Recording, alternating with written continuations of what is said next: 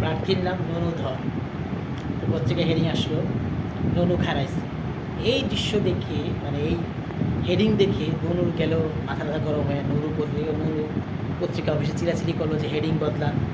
তারপর পরের দিন হেডিং আসলো, ননু গরম হয়েছে।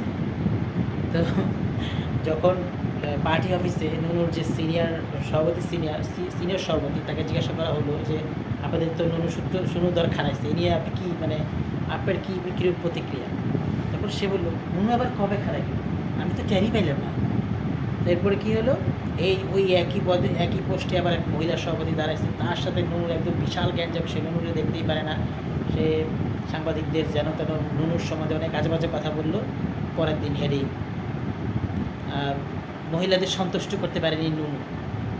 এরপরে ওই মহিলা মানে সভাপতি মহিলা পত্রিকা অফিসে ফোন টোন করে, হ্যাঁ আপনি এটা কী লেখছেন, কিন্তু দলের মধ্যে গ্রুপিং চালাতেছেন, তার সাথে আমার দেখাই হয় না, আপনি এইসব কী লেখছেন, হেডিং চেঞ্জ করেন।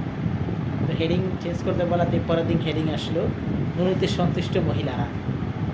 এরপরে কী হলো, লাগলো আর প্যাস। তখন কী হলো, ওই দলের থেকে একজনকে এইসব গ্যাঞ্জাম মিটানোর জন্য পাঠানো হলো, যার নাম আবার কালী সূত্রধর। সে আবার ননুরে দেখতেই পারে না, কারণ ননু একবার তার ফেসবুকে কমেন্ট করছিল, এত শুকনা পাশা নিয়ে হাগেন কীভাবে। ব্যাপারটা কী হলো, আরও বড় একটা গ্যাঞ্জাম লেগে গেল। তো গ্যাঞ্জামিয়ে নির্বাচন সহ সব কিছু একদম ব্লাস্ট। ধন্যবাদ সবাইকে। কীরকম লাগলো জানাবেন।